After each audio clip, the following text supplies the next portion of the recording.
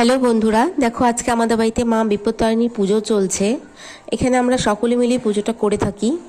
মা বিপত্তারিণীর পুজোতে 13টা ফুল, 13টা ফল, 13টা মিষ্টি, পান, সুপুরি এগুলো দিয়ে এই পুজোটা করা হয়।